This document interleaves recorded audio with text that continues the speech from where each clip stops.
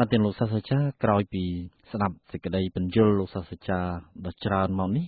ពាក្យគូកំណាន់ខ្មែរដែលជាពាក្យសម្រាប់តំណាងឲ្យនិមិត្តរូបក្រពើនិងនាងកង្ហីហ្នឹងក៏ចេញមកដល់អញ្ចឹងទៅកំណាន់គឺការប្រកាន់យកថាជាគូកំណាន់ជាតិហ្នឹងគឺហាក់ដូចជាមានយូរយារណាស់មកហើយតើលោកសាស្ត្រាចារ្យអាចជំរាបអស់លោកនាងនឹងមិត្តអ្នកស្ដាប់របស់យើងនឹងយ៉ាងម៉េចបានទេបានគឺសង្កេតមើលទៅឃើញថាទស្សនៈជំនឿលើមេហើយនឹងបានមានយូរយារណាស់មកហើយមេនេះយើងដឹងថាជាធាតុស្រីធាតុដីធាតុម្ដាយបង្កើតជីវិតឯបាវិញសង្កល់ធាតុទឹកប្រុសកម្លាំងធម្មពលហើយមានរូបតំណាងជាក្រពើដូច្នេះពេលណាយើងកាន់គោរពមេបាក្តីថាយើងមានកំណាន់គូទាំងពីរជាប់គ្នាហ្នឹងគឺនាងកហិនិងក្រពើនឹងឯងហើយរឿងក្រពើនឹងជាប់ពីណាមកអាហ្នឹងសួរទៅដល់រឿងតកួតបាទហ្នឹងហើយនៅជាមួយព្រះដែលគង់នៅក្រោមដើមធ្លកហើយដែលមានគេសួរព្រះហ្នឹងថាតកួតហ្នឹងហេតុអីបានមានអណ្ដាតពីររឿងហ្នឹងយើងដឹងហើយព្រះលោកថាទៀតថាអណ្ដាតពីរហ្នឹងមែនប៉ុន្តែជាតិក្រោយទៅតកួតហ្នឹងនឹងកើតទៅជាជនជាតិខ្មែរយើងនេះឯងបាទសេចក្តីថាម៉េចក្តីថាយើងកាន់យើងគោរពសត្វតកួតសត្វក្រពើដែលរួមគ្នាមកហៅថា reptile នឹងវាជាប់តាំងពីដើមកំណើតជាតិយើងនឹងឡើងបាទអានេះជាផុសតាំងមួយថាយើងជឿកាន់កំណាន់ក្រពើនឹងតាំងពីនោះមកជននាងកហិងស្ត្រីនឹងនៅចំនួនណាណាបាទអានេះយើងឃើញបានច្បាស់ហ្នឹងគឺថានៅចំនួនកំណើតហ្វូណាន់ហ្នឹងដែលអ្នកដំណើរចិនទៅដល់ស្រុកហ្នឹងសួរពួកអ្នកស្រុកភ្នងហ្នឹងសួរថាស្ដេចពួកណែឯងហ្នឹងស្អីហើយពួកអ្នកស្រុកពួកភ្នងពូណាន់ហ្នឹងឆ្លើយរៀបរាប់និយាយរឿងហ្នឹងថាស្ដេចរបស់គេហ្នឹងគឺជាស្ត្រីគាត់ជាយាយ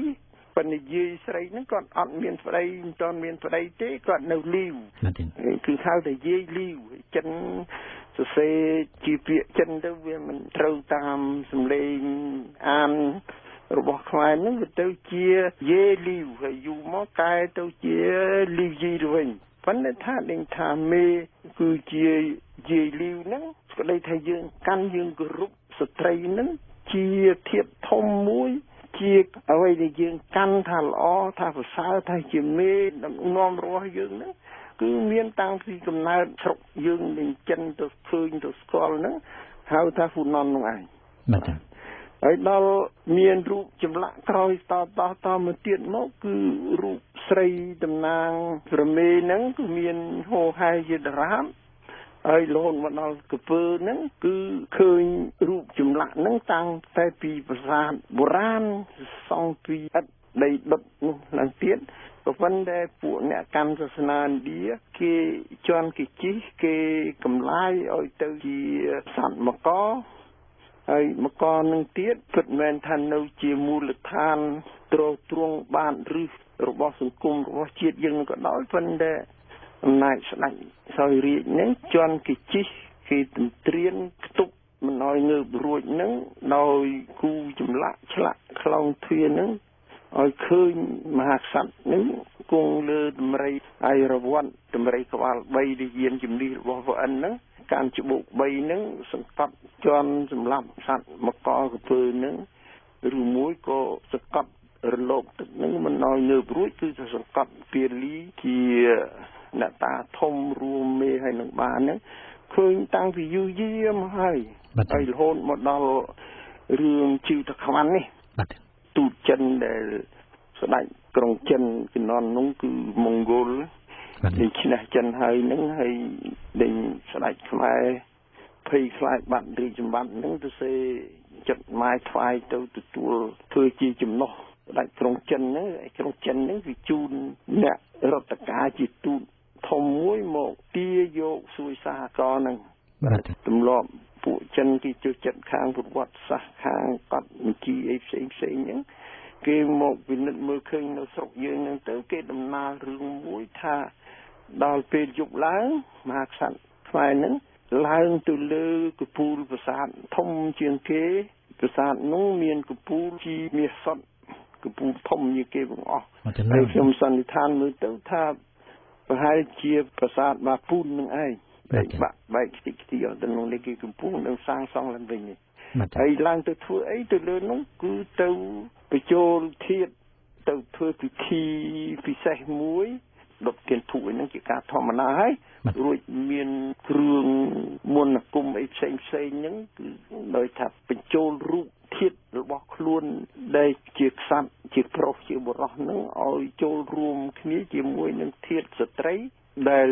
ជំនាន់នោះជ័យតខ្វាន់គាត់មិនដឹងហៅថាជាអីឬសូគេថានាងឃីងគាត់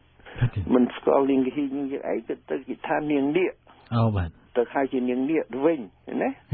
ហើយពួកបារាំងគេបកប្រែមកទៀតគេថែមទៅជាបថោងនាងនាគនេះអូបាទទៅជារឿងបថោងនាងនាគនឹងទៅវិញមកទៅនៅក្នុងកំណត់ហេតុលោកជីតាខ្វាន់ហ្នឹងទេណានៅក្នុងកំណត់ហេតុតាខ្វាន់ក៏គ្រាន់តែថានៃផ្សំធាតុបុរសហើយនឹងស្ត្រីទេណាមកទៅប៉ុន្តែដល់អ្នកបកប្រែហ្នឹងបន្ថែមទៅទៀតថាហ្នឹងប្រហែលជានាងនាគីនឹងឯងនាងនាគនឹងឯងមកទៅហើយថាស្ដេចហ្នឹងគឺជាបថោងហ្នឹងស្ដេចហ្នឹងជាបថោងនឹងឯងហ្នឹងហើយប៉ុន្តែហ្នឹងជាធាតុប្រុសធាតុស្រីហ្នឹងហើយទៅបើមិនបានមកធ្វើពិធីបង្រួមធាតុចូលគ្នាហ្នឹងទេនឹងមុខជាស្រុកនឹងមានអាសន្នមានចម្បាំងរីងរាំងហួតស្ងួតអត់បាយជំងឺឈឺអីចម្បាំងរាំងជលអីនឹងគ្រប់បែបគ្រប់យ៉ាងហ่ะបាទដូច្នេះដើម្បីឲ្យព្រះរាជអាណាចក្រនឹងបានសុខសប្បាយលុះត្រាតែធាតុទាំងពីរនឹងមករួមជួបគ្នានឹងវិញបាទប៉ុន្តែហ្នឹងជាសេចក្តីសរុបរបស់លោកជីតាខ្វាន់ទេណានេះគាត់ឮគេនិយាយអញ្ចឹងអូបាទគាត់កត់ទុកមកអញ្ចឹងតែយើងវិញបើជឿតាមនឹងបារាំងគេបកប្រែគេធ្វើសេចក្តីវិយល់តិចតិចមិនហ្នឹងព្រោះទៅជារឿងបថោងនាងនាគនឹងទៅវិញណាលោកសាស្ត្រាចារ្យពេលដែលអានអត្ថបទជាភាសាបារាំងហ្នឹងតើលោកសាស្ត្រាចារ្យប្រៀបធៀបជាមួយនឹងអីបានដឹងថាហ្នឹងមិនមែនជាបថោងនាងនាគទេ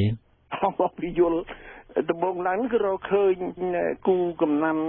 នៃតូតែមទាំងពីរដែលជាប់គ្នាជាគូភ្លើគូមិនដែលដាច់ពីគ្នាដាច់ទៅមានរឿងមានរាវហូរហើយគ្រប់សពទាំងអស់ហ្នឹង